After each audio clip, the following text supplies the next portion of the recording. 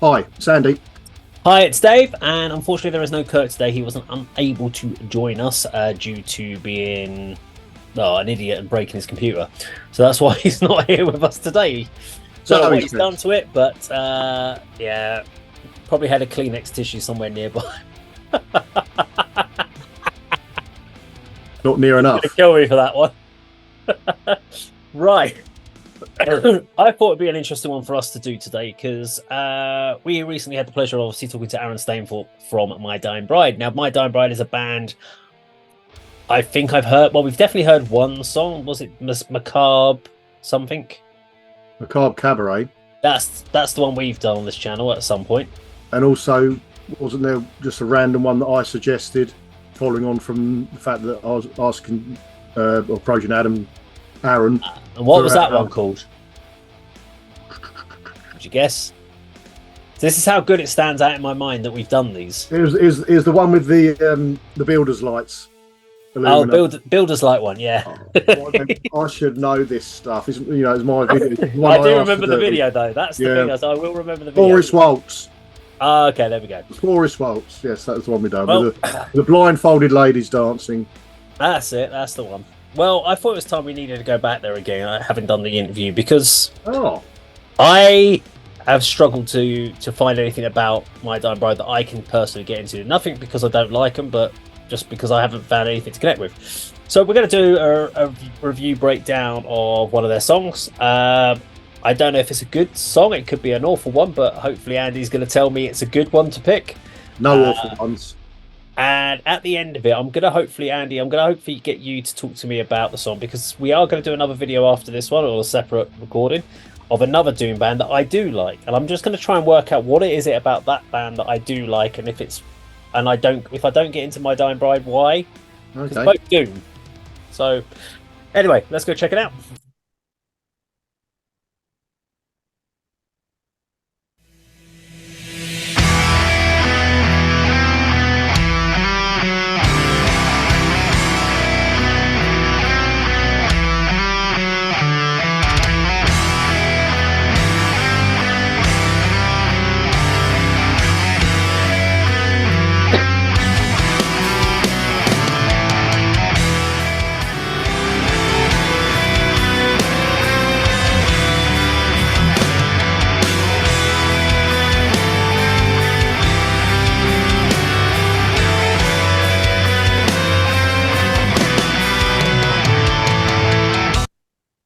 I thought I'd do a stop before we get to the vocal bit, because I could tell vocals were about to kick in there. So, because my first impression of this, I actually really like this. It's got it's atmospheric, lovely melody, and this is one of the things I have enjoyed about recently listening to Doom, because we did that Sol Negra album, and weirdly, when I was listening to Kariga, even though that's more groove metal, there was elements of that heavy weight that you get from Doom also in that particular album that they had, Osmium.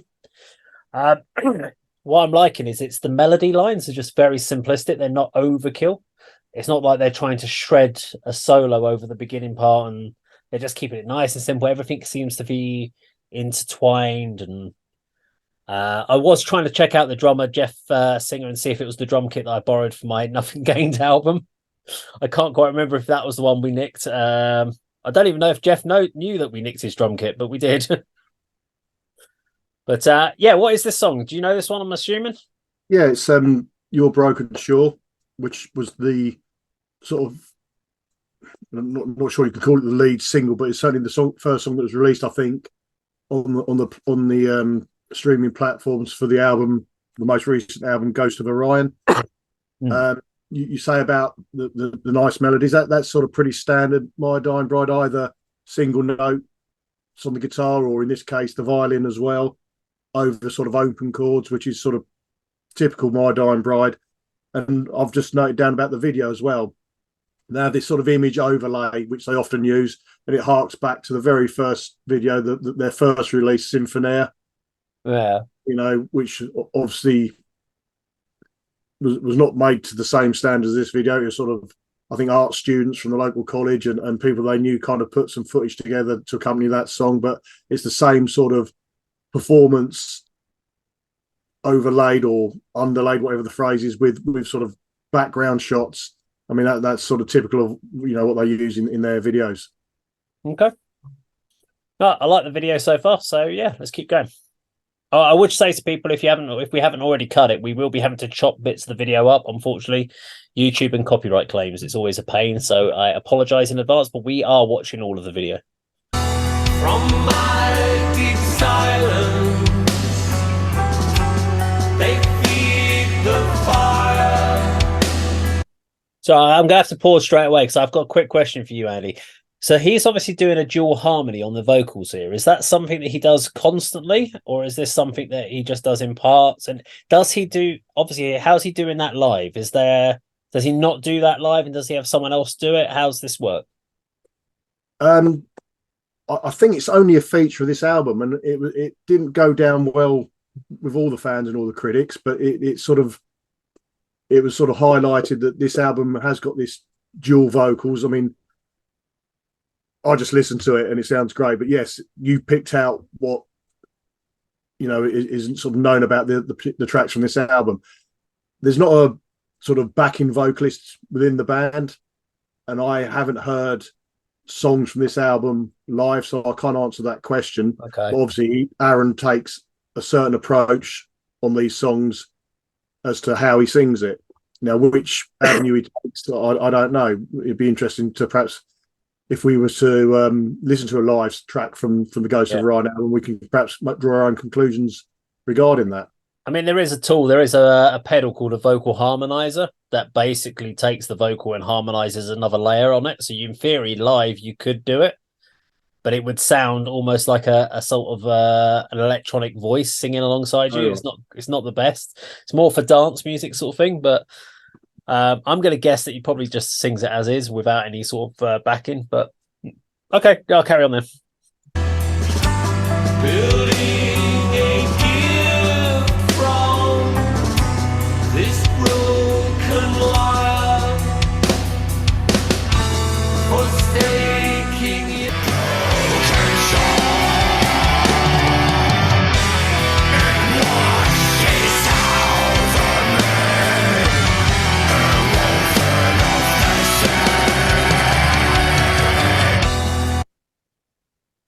It was almost elements of going into Danny Filth at points at that point. not quite as vicious, a bit more guttural, but there was definitely a little bit of the almost black metal-y vocal going on there.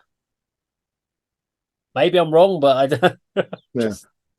I'm just thinking of this section. When I first saw this, my first thoughts were, it looks like I'm not sure if it's a scene from the actual film Deer Hunter, but it looks like he's sort of taken from a Vietnam film. He's in the jungle doing night maneuvers, approaching the enemy. Apocalypse Now, probably. Apocalypse Now, possibly. Yeah, I've seen neither, but that's just what comes to mind when I see Aaron in a black swamp. I almost want to sit there and go, I'd love to have been in the production meeting for this video where someone came up with the idea of this. We're going to get this like bloody black goop and we're just going to submerge you full it, and then we're going to get you to come out and start singing, and you're going to have crap in your mouth and have to kind of spit it out as you're speaking as well. It's going to be awesome. So he doesn't look very comfortable there, does he? No. And he'll be like, what's the point of it? What's the reason for doing it in the video? Don't know, but it'll look cool. That'll look great. That wouldn't be a good enough reason for me to do that, but no. Okay, let's keep going. You're sleeping fortress away from me, a broken sister, now out to sea. I have lived through.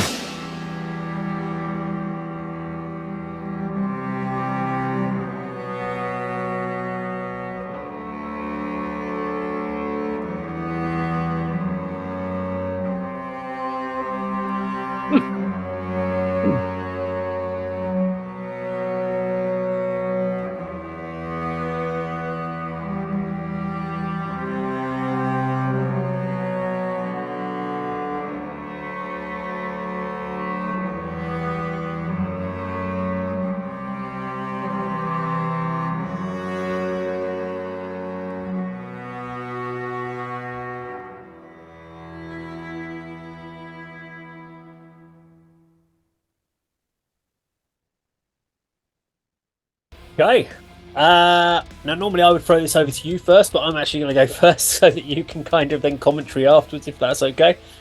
So I went into this fully prepared to turn around and go, yeah, I'm not getting into this. I don't get the track, but actually, I really enjoyed the song. um, do you know what? It makes me think back to a conversation we had about music about 6 months ago. And I think I asked the question, why do people listen to Doom or something like that? I think it was when we were talking about, and also we talked about Sleep Token. I was like, I don't get why people are into Sleep Token. What's the concept? And some of the Sleep Token fans, I asked that question. They said, "Oh, it's music for the broken." I said, so you need to be in a certain mind place, and you can appreciate it.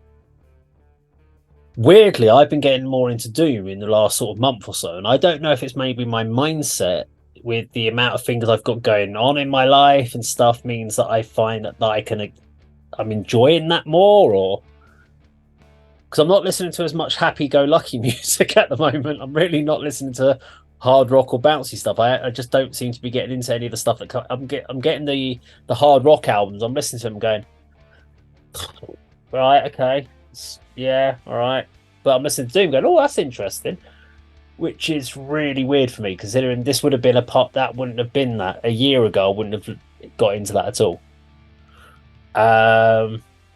I really like the melodies. I like the split vocals. I really like his clean and his aggressive growl.